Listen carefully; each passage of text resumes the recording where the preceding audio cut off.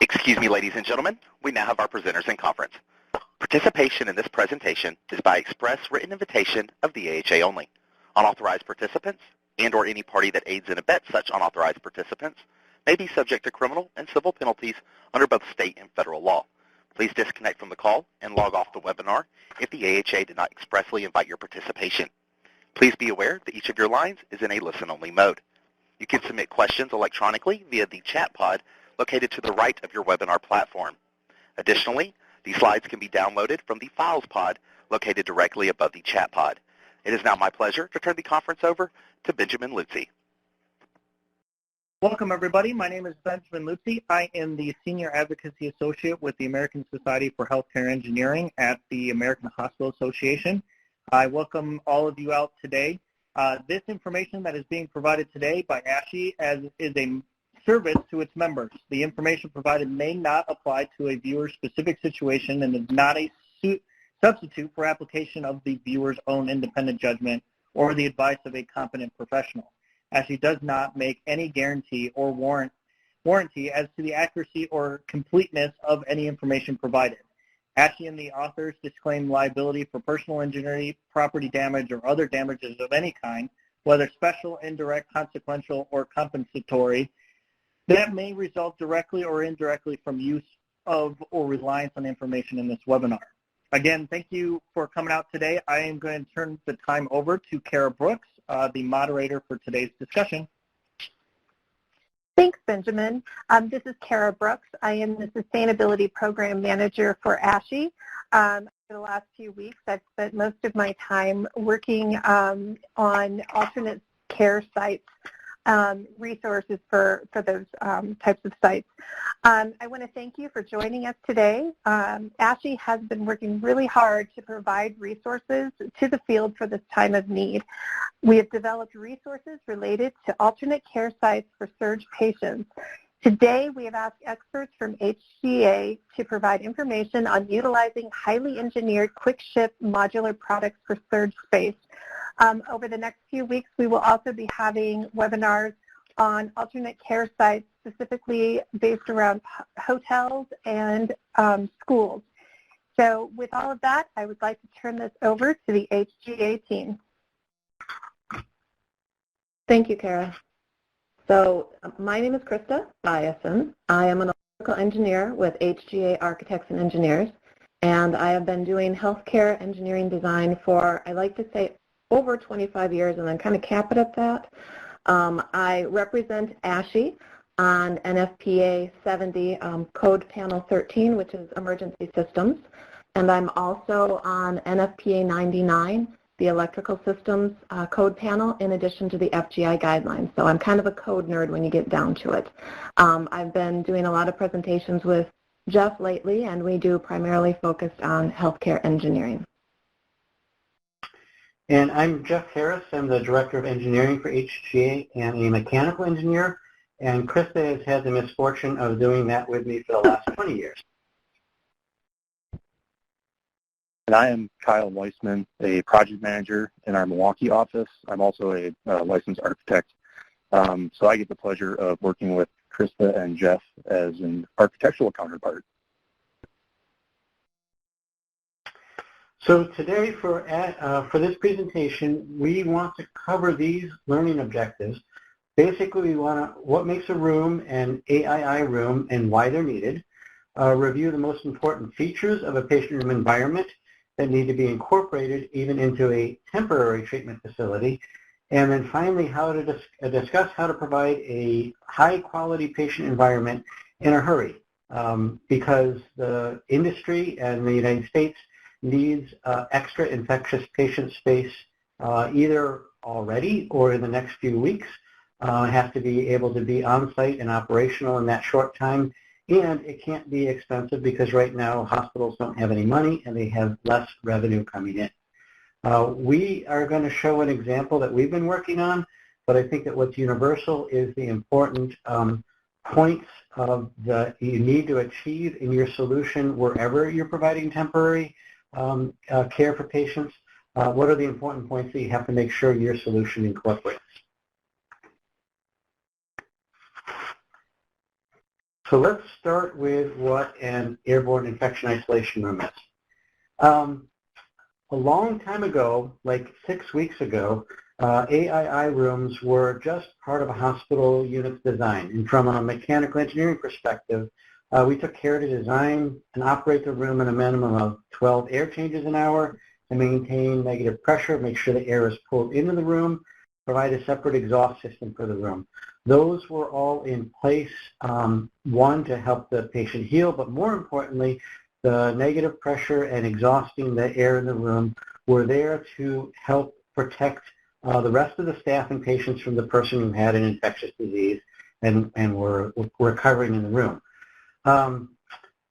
Then, in the last couple of weeks, due to that pandemic, the CDC changed the recommendation from having a potential infection patient being housed in or being in an airborne infection isolation room to today, the patients need to be in a patient room with the door closed, and that room should have access to a toilet. Due to the large number of people who are getting the coronavirus, that was the reason behind the change. It is best practice, however, even recommended by the CDC today, that AIA rooms are reserved for infectious patients undergoing aerosol-generating procedures, which an aerosol-generating procedure is anything that makes you cough. Sputum induction, opening suction of airways, or things that make you cough should be, those patients should be in an airborne isolation room.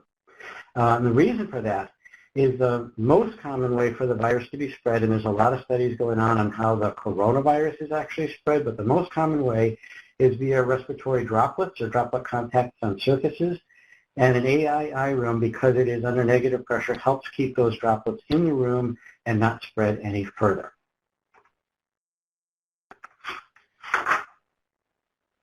Thanks, Jeff. I'm going to touch quickly on some of the key attributes of a solution that we are developing based on that true isolation intent and trying to achieve that for patient care areas. So some of the key attributes that we felt were really important to achieve is really that true hospital-level clinical care. This is not a tent-type solution. This is a true built environment to an institutional grade type quality solution. We also expert tested this with COVID trained nurses that are working in COVID units in Milwaukee. Also analyzed with our lean process engineers to make sure we were achieving the correct needs for this patient type.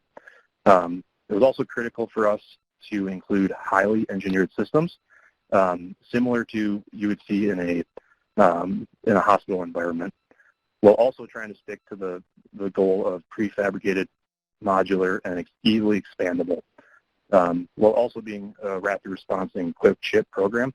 So you can imagine trying to hit that institutional grade quality. There's inherent design challenges in that, and we'll touch on some of those details here shortly. Additionally, we have set this solution up to be fully self-sustaining, could be connected wholly or partially to an existing facility, or could be broken out into critical care components that could be associated to some of those Army Corps tent solutions that you've been seeing, or convention center solutions you've been seeing on the news. And we'll hit a lot more of the detail of the infrastructure on that in the coming slides. So when we started this effort, we really started with a proven concept. Our construction partner in this effort has been developing a modular clinic solution based on containers they are fabricating out of light gauge construction and being shipped to sites for another healthcare provider in the country.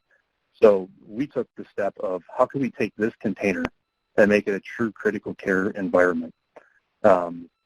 Understanding that we were trying to maximize off-the-shelf products in this solution with the speed to market and not having supply chain slow us down wherever possible, while also trying to really hit a really good construction quality. So there are inherently challenges in that we resolved as a team. to get this quickly to site and also be a really good construction quality.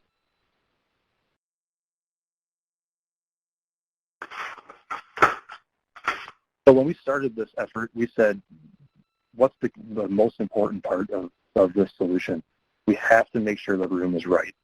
So with that set container dimension of approximately 12 by 40, we said, with that as a parameter, how can we hit all of the true high acuity clinical needs to treat patients in a modular environment? So we did not, in my opinion, sacrifice any of those real critical needs. While maximizing the off-the-shelf products, we were really able to hit some of the key elements of quality in the rooms, of having built-in med gases, having really strong built-in cleanable surfaces on all surfaces to help with cleanability and turnover of this room. We're also hitting some of the key elements of patient care, providing a window for patients, additionally providing space, adequate space for medical equipment, specifically ventilators, while having the infrastructure to provide that in all of the rooms. Additionally, as we reviewed some of the details with COVID-trained nurses, we learned it was good to provide a recliner to help patients ambulate sooner, which will help them recover quicker based on research that's coming out now. One additional thing that I want to hit on that we did while we were designing this solution, because of the size of the container, we are not truly meeting the letter of the law on FGI clearances. We did test this environment with COVID-trained nurses in a VR setting to make sure that as we are doing patient transfers, as you can see in the upper left, there is adequate space to provide that good clinical quality of care. And as Kyle indicated, that we're not necessarily meeting every code, guideline, and rule, but what we're doing is we're using our professional judgment on what is required for patient and staff safety. So if a code compliant issue is something that we feel very strongly, if it's not adhered to, would put risk, then we would make sure that that particular portion or that particular regulation was actually included within this design parameter.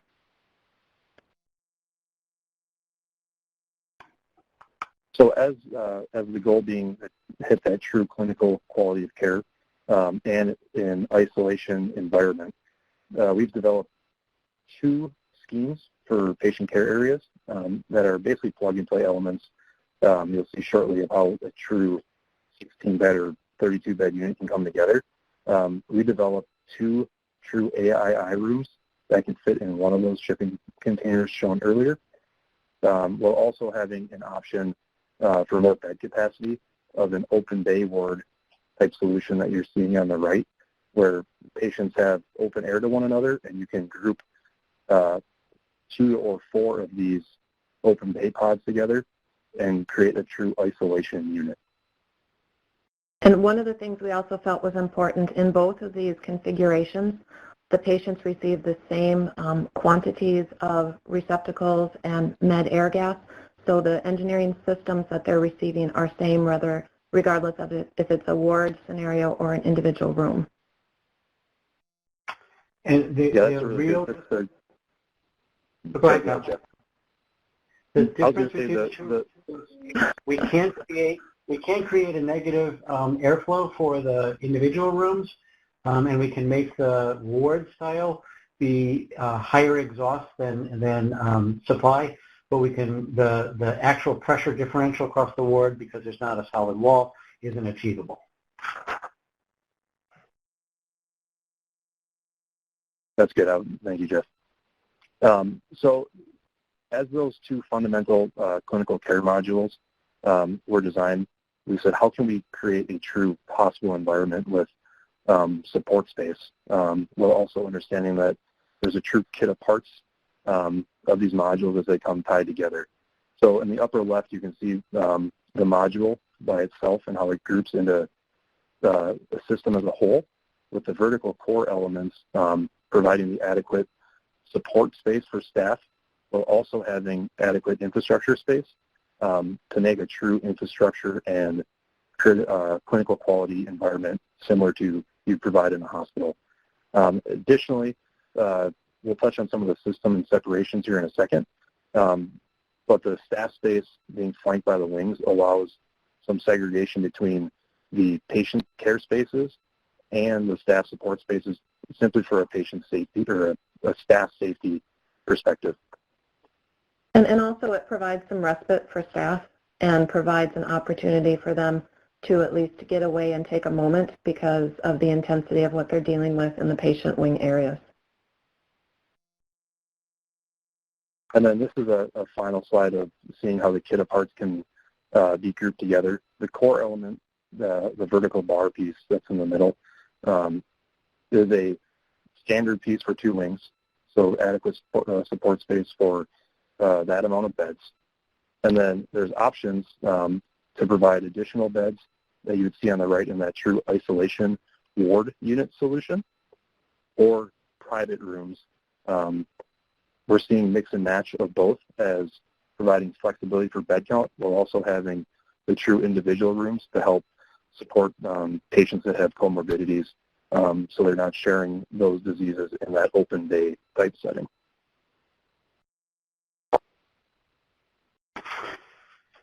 So now we'll take a moment and spend some time describing the infrastructure that makes all this possible.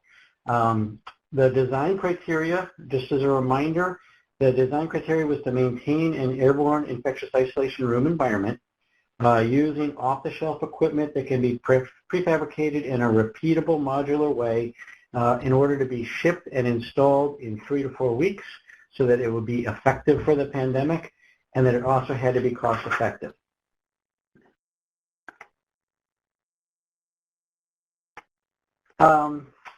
As we got this started, it became clear at the beginning that in order to meet all of those, this couldn't be a traditional design bid build process. It was a partnership with a construction team and a design team. In fact, from the mechanical systems point of view, the trade partner Tweed Garrett, Dan Rabine from there, came up with the idea in order to make this able to be shipped and done quickly. Instead of using a hospital air handling unit, which takes 12 to 20 weeks to ship to a site and is very good for using in a hospital, he came up with the idea of using a regular old-fashioned rooftop unit, the kind of commercial-grade thing that you see all over the place, and is in stock at any distributor and can be shipped to the yard to get installed in a matter of days. The issue with using a regular old-fashioned rooftop unit is they don't do well with 100% outside air. They need to recirculate air because of the size of the coils that are in the unit, and they don't work well against a lot of external static pressure. And we needed to have more static pressure because we needed to filter the air on the systems. So with those as the constraints, but also as the insight, we came up with this solution that uses the rooftop unit, has a final filter in the airstream going into the room, but the other unique insight is that we're HEPA filtering the return air, putting in a return exhaust fan that can be sized for the right amount of static pressure, and recirculating about 70% of the air. With the AII rooms, that is permitted to recirculate the air when you use a HEPA filter. With that insight, we could then make this system that would be able to be balanced at startup so that it is exhausting more air than it is supplying, which makes the room negatively pressurized, which protects staff when they're outside the room, keeps the airflow into the room. It also provides a comfortable environment for both patients and staff, and it is recirculating HEPA-filtered air, providing as safe of an environment for healing as possible. The system is truly modular. It's going to be built in one location and then attached to the building when it's on site, and each unit serves a couple rooms and provides the negative pressure environment that we need.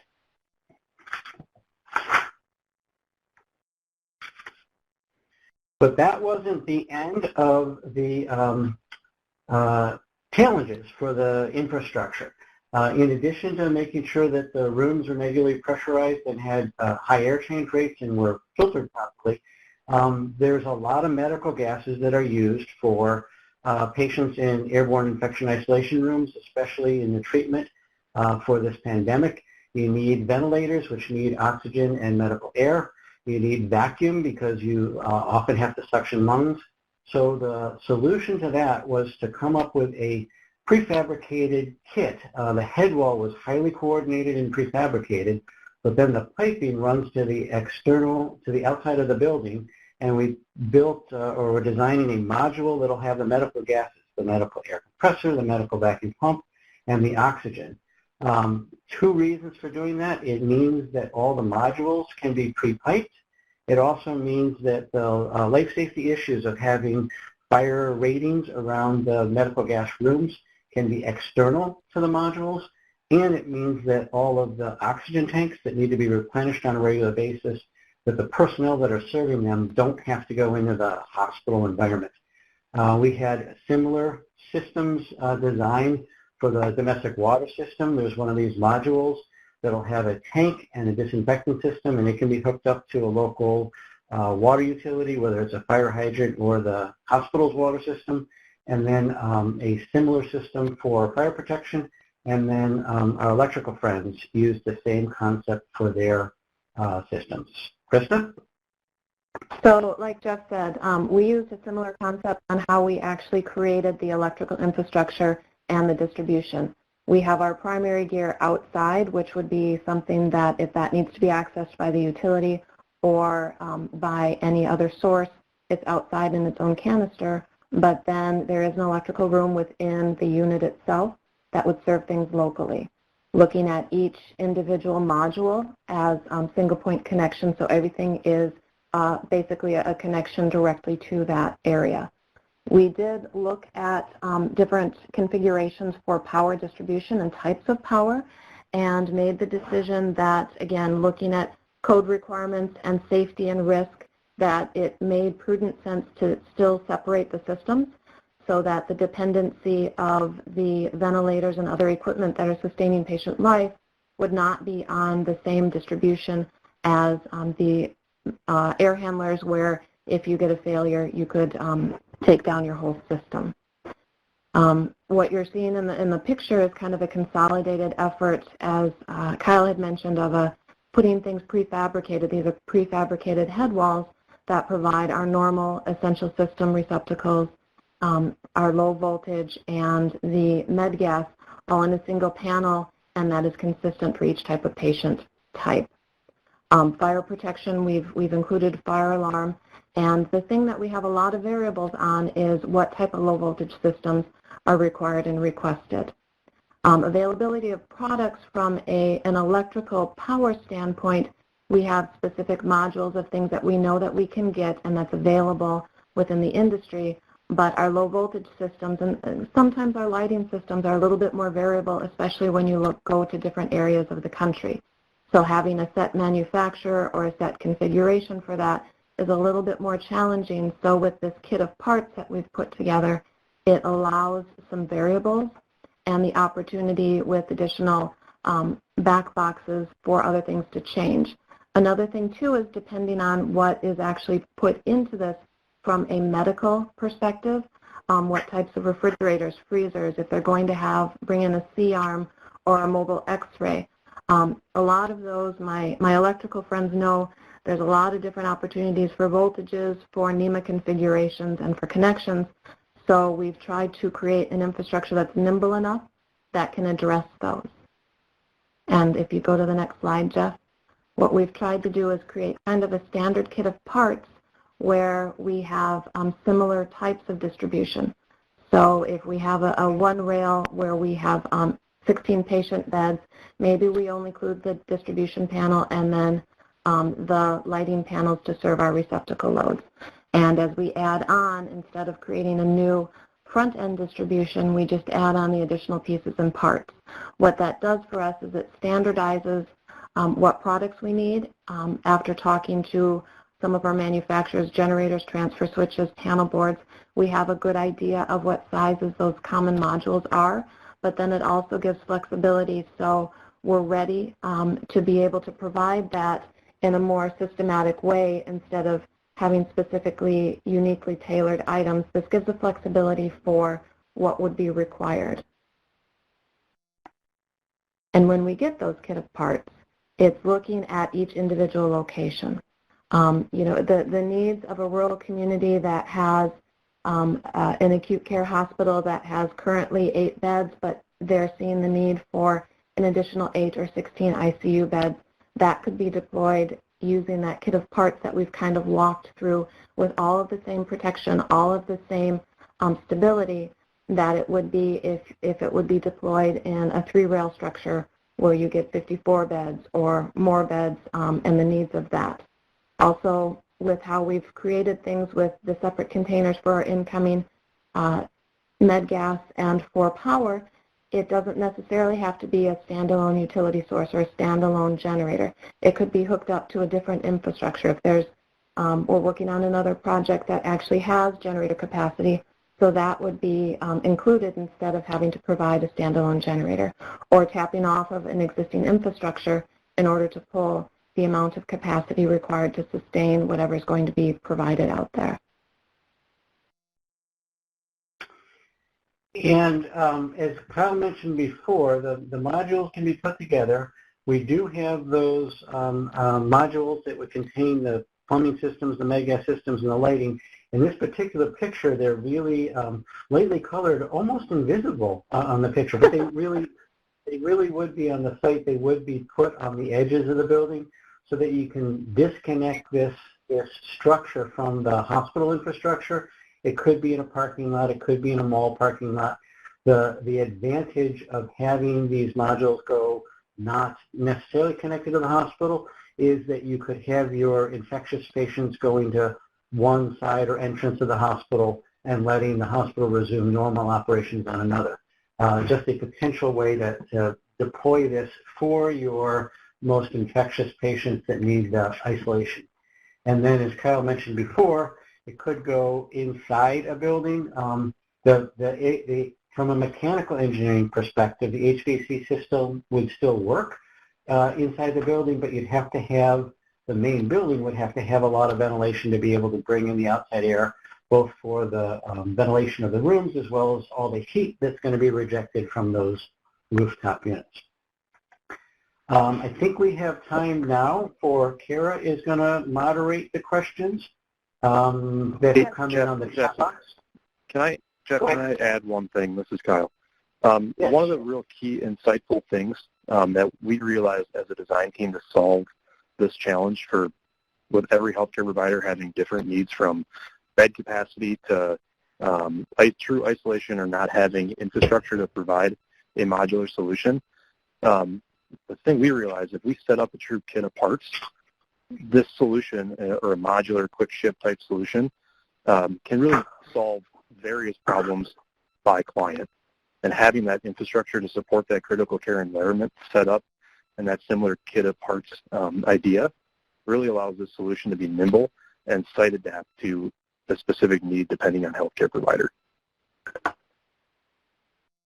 Great. Thank you, Kyle. And thanks, Jeff and Krista, as well. We have time for just a few questions. We'll run through a few of these, and then if you have additional questions, you can address them to Krista Biason, which is, you see her email posted right here, or you can address them to me, Kara Brooks, kbrooks@aha.org. So let's start with, can you use zippered entries in the ward configuration to achieve pressure isolation? So this is Jeff. I'll take an answer, and Kyle, you can contribute as well. In the ward, the corridor that is leading to the ward, we actually have designed an anteroom.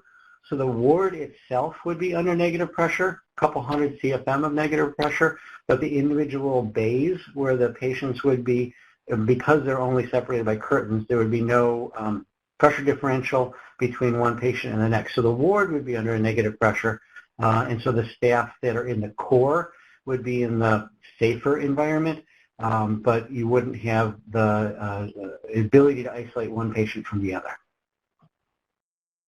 Great, thank you. Benjamin and Brad, it looks like we're at 11:30. Do we have time to go through any more questions, or do we need to sign off and have those submitted separately? Brad, as long as you are available to continue, we have time. The session continues for a little bit longer, so we have time, at least on Ashley's end, to continue the question answer as long as the operator is available. Brad? And yes, Okay. yes, sir, we are good to continue. Okay, great. Thank you. Hey, Kara, Kara, can I add one comment to the zipper question too? One thing we didn't touch on because it could get really in the weeds is the life safety component. And some of the strategies that we've employed at those separation points of where the pressure differentials are, we've added in rated wall systems and sealed doors to help the isolation along with the defend-in-place life safety elements. So using the zipper type solution, it's a good idea, but I think our solution is trying to also leverage the built environment to help provide some additional life safety elements also from a true institutional grade quality of construction. Great, thank you. So going on to the next question, first of all, 2 parts. What is the lead time for shipment? And also, is the lead time for shipment for module and infrastructure, or does it also include the interior components like the furniture? Kyle, that's yours. Yeah, so I can address that. It depends on high level. Depends as orders are coming in. We are in the process of getting additional fabrication lines set up. Right now, the strategies are rolling 2 pods a day off of fabrication line. So the 16-bed solution that you saw earlier in the presentation, that is approximately from order to install 3 weeks. And then additionally about furniture and medical equipment, we do have solutions that are set up for full turnkey from a medical equipment and furniture perspective.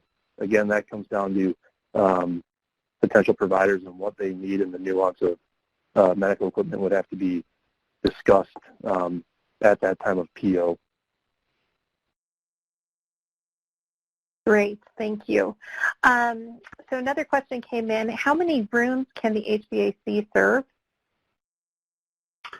This is Jeff. We've got the unit set up so it's either one HVAC system serving 4 rooms or one HVAC system serving 2 rooms. Both are modular. It's a matter of economics between the two, and if the client sees the value in having greater resiliency of a greater number of HVAC units serving a smaller number of rooms. And then from an electrical perspective, our panel boards that serve the HVAC units are set up to be able to accommodate both of those configurations. So our kit of parts doesn't change depending on whatever the air handling configuration is. We stay the same. It's just a different connection to whatever was there. Great. Is there any cross-contamination? I'll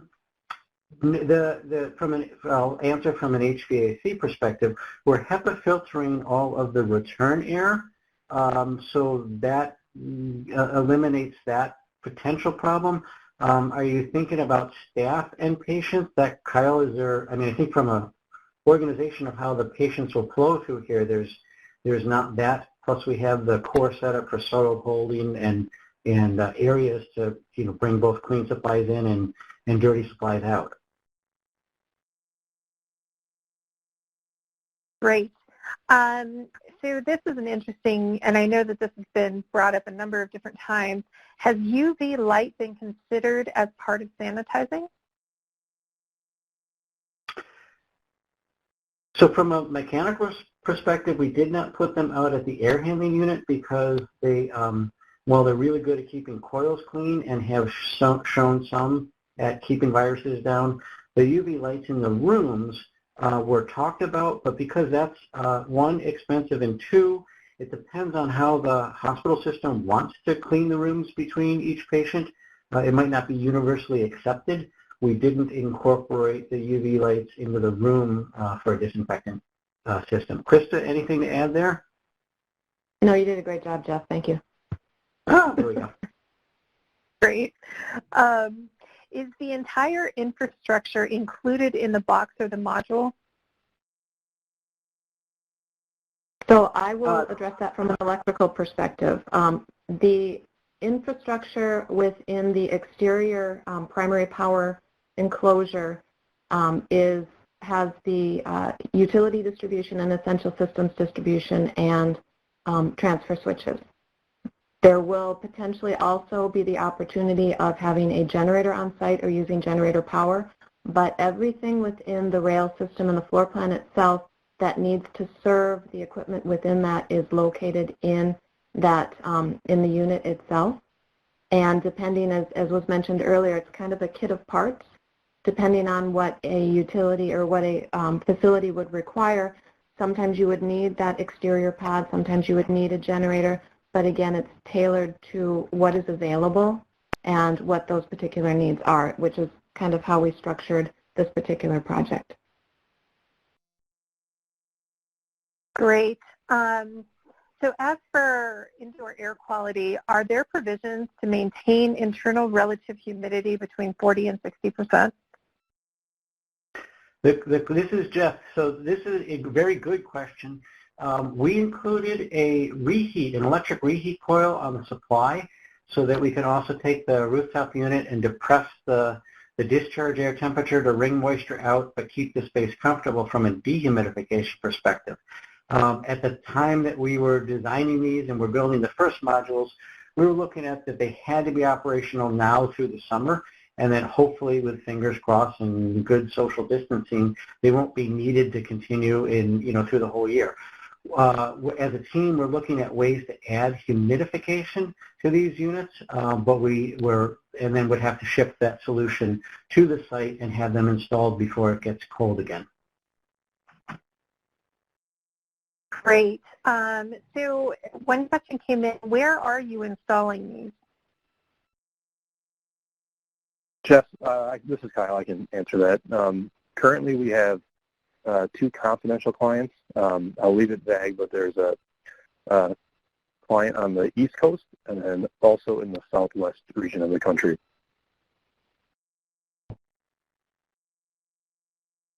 Great. So are all of the modules provided on a trailer that will remain for duration of use, or must they be taken off a truck and set in place? The strategy for this solution is taking the modules off of the truck and setting them in place. Current strategy is installing on basically a parking lot slab, and then our construction partners would be bringing a simple concrete pad foundation solution that allows what we're calling the bed frame underneath these pods of steel members to sit on those concrete supports and tie everything together to level all the units out as they become a true hospital. And then if they needed to be moved, they could easily be picked up and moved to another site along with the modular foundation system. Great. So what would you expect the use of these units to be after the COVID experience? So, go ahead, Kyle. Very interesting question. That has been a top question for us, along with others that we've talked about the solution with. Because we are not meeting the letter of the law for every line item in the code, let's say, they really can't be used unless waivers are granted to use them beyond the national emergency for treating true ICU patients. So some of the things we've talked about is repurposing these units as office space for healthcare providers, converting them pretty easily to clinic-type modules or outpatient-type setting for clinic exam rooms potentially. Also trying to understand if there's any opportunity to use these in high-density areas that may be short on housing as a modular housing solution.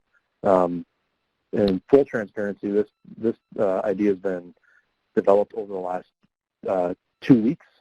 So our next step as we continue to review this from a design perspective is what is that true second use that could be easily implemented and reuse these spaces if they can't stay as critical quality spaces. Perfect. Thank you. I've seen another number of questions come through about cost. We're not really addressing costs in this particular webinar since it's an informational webinar. If you have specific questions, please address those to Krista at the email that was provided. I think we have one final question, and that is how do you sell these well-engineered solutions to a CFO, especially when the Army Corps makes the nation think that a three-sided bay with a curtain is sufficient? So I'll take this, and then Jeff and Krista add any insight. I think the stance we took is we're trying to provide true clinical care that you would receive in a hospital and an isolation environment for true patient care and healing. We are trying to not just create surge space that is basically stacking beds up in a convention center. There are needs for that, right? But we are trying to create a solution that is truly a healing environment. So that value proposition obviously would need to be talked about with healthcare providers and understand what the true needs of their system is. I think we view this as an immediate need, while also being a potential mid-range solution as the proverbial curve flattens. We're going to have these COVID patients and understanding how we can treat them maybe in an isolated environment over a longer duration of time. And there's value in this solution as being a true high acute clinical quality of care solution, not just a tent. Great. This Thank is Jeff. you, Kyle. Go ahead, Jeff. Sure, I would just add that could be, as far as something that's useful, is that right now hospitals are pretty much closed down for elective surgery and things like that because they're, one, awaiting the surge of patients, but then also from the not wanting to make patients that don't have the coronavirus get it. So putting this outside a hospital for a mid-range solution, like Kyle said, might be attractive because that way your infectious patients are going there and not in the regular units in the hospital. Great. Thank you, Jeff. And thank you all for attending. I'm going to turn it over now to Benjamin and Brad. Brad, I don't have anything else. Thank you, everyone, for attending. Brad, I will turn it back over to you, the operator. Thank you. Ladies and gentlemen, this concludes today's presentation. We thank you for your attendance and participation. You may now disconnect your phone lines and log off of the webinar platform.